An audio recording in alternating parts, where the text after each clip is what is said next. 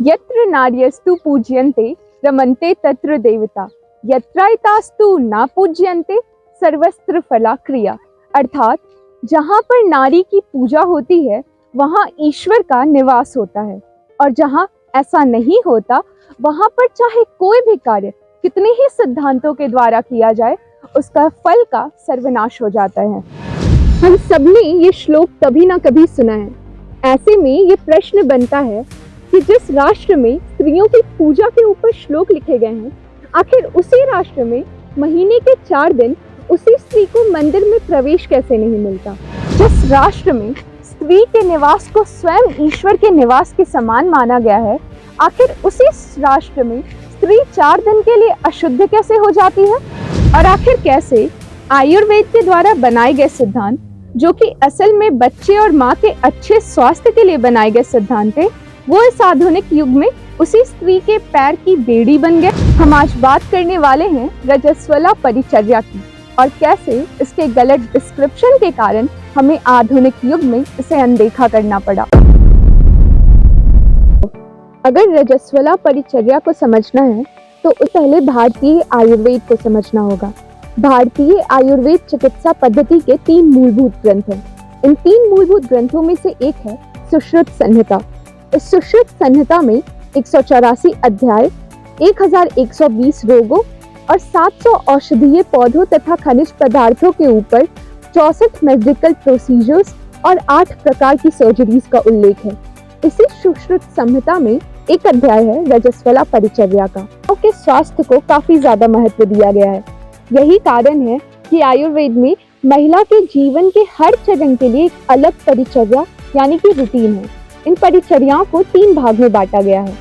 रजस्वला परिचर्या, routine for menstruating women; गर्भिणी परिचर्या, routine for pregnant women; and सुतका परिचर्या, routine for women in postnatal postpartum period, that means after the birth of a child. तो basically रजस्वला परिचर्या एक मेंस्ट्रुएटिंग वुमेन की पीरियड्स के टाइम पर रूटीन कैसी होनी चाहिए इसको लेकर गाइडलाइंस देती है। एंड आई रिपीट, बस गाइडलाइंस देती है, यानी कि अगर आप इस रूटीन को फॉलो नहीं भी करते तो आपको पाप नहीं लगेगा।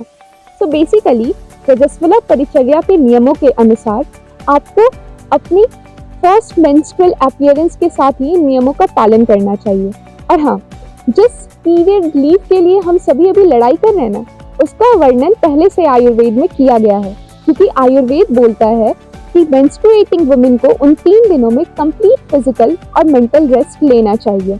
यानी कि किचन में घुसकर खाना ना बनाने का कॉन्सेप्ट असल में महिलाओं के स्वास्थ्य के चिंतन का कॉन्सेप्ट था।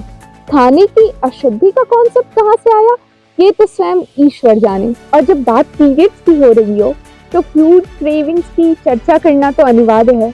यही कारण है कि रजस्वला परिचर्या में भी आहार यानी कि डाइट के ऊपर खास महत्व दिया गया है। आयुर्वेद के अनुसार जब आप मेंस्ट्रुएशन में होते हो तो आपकी बॉडी का प्रेशर बढ़ जाता है, और साथ ही साथ आपके अंदर बाइल जूस का सिक्रेशन कम हो जाता है। और अगर आपको अपनी स्कूल में पढ़ाई हुई बायोलॉजी का चैप्टर याद ना आ रहा हो तो मैं बता दूं कि बाइल जूस का काम होता है डाइजेशन के प्रोसेस को स्मूथ करना। तो अगर उसका सिक्रेशन कम होगा तो पीरियड्स में आपके डाइजेस्टिव हेल्थ पर भी असर पड़ेगा। यही कारण है कि इस समय पर आपको ऐसी चीजों का सेवन करना चाहिए जिनमें अल्कलाइन प्रॉपर्टीज ज्यादा हो, यानी कि आपकी बॉडी का पीएच बैलेंस मेंटेन हो। यही कारण है कि आप कुछ देशों में महिलाओं को मिट्टी के बर्तन में खाना खाते देखते होंगे, क्योंकि मिट्टी के बर्तन में खाने से फूड की एसिडिक प्रॉपर्टीज न्यूट्रलाइज होती है। उसी तरीके से केले के पत्ते पर खाना खाने से भी बहुत ज्यादा फायदा होता है, क्योंकि केला एक नेचुरल एंटीऑक्सीडेंट है जो आपके फ्री रेडिकल्स को रेडिकलाइज करके बीमारियों से लड़ने में हेल्प करता है। और याद है दादी इमली खाने से मना करती थी किसी पीएच बैलेंस को मेंटेन करने के लिए। और मम्मी और दादी ने तो भले ही बस इमली और अचार पर रोक लगाई हो, रजस्वला परिचर्या इनसे भी एक कदम आगे है, क्योंकि इसके हिसाब से मासिक पीड़ा या फिर मासिक धर्म से गुजर रही स्त्री को स्पाइसी, मसालेदार, तीखा और बहुत ज्यादा नमक, लावना भोजन करने के लिए भी मना किया गया है, क्योंकि इससे आपका मेंस्ट्रुअल फ्लो बढ़ सकता है। कई घरों में तो मासिक धर्म से गुजर रही स्त्री को बिस्तर पर सोने भी नहीं देते। यदि उनसे पूछोगे कि बिस्तर पर क्यों नहीं सो सकते तो वो सेम टिपिकल उत्तर देंगे, अरे बिस्तर अशुद्ध हो गया तो परंतु यदि यही प्रश्न आयुर्वेद से पूछोगे तो वो बोलेगा तुम्हारे अंदर नेगेटिव टॉक्सिन्स या रेडिएशंस एंटर कर गए तो। नहीं समझे? देखो, वैदिक काल से ही दर्भ यानी कि सूखी घास यानी कि फूस पर लेटकर सोने का काफी ज्यादा महत्व है।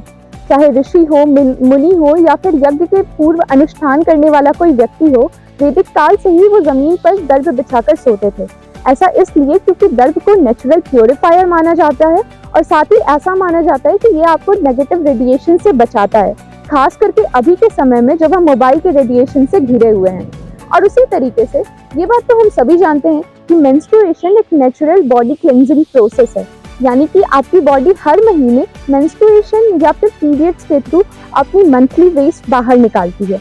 और यही कारण है कि आपकी बॉडी का नेचुरल प्रोसेस या फिर नेचुरल साइकिल डिस्टर्ब ना हो, इसलिए आपको पीरियड्स के टाइम पर नहाने या शावर लेने से मना किया जाता है। अब सिंपल सी बात है, यदि आप एक धार्मिक इंसान हो तो आपको पता होगा कि आप मंदिर बिना नहाए जाना पसंद नहीं करोगे। तो सिंपल सी बात है, अगर आप पीरियड्स में नहीं नहा रहे हो तो आप मंदिर भी नहीं जाओगे।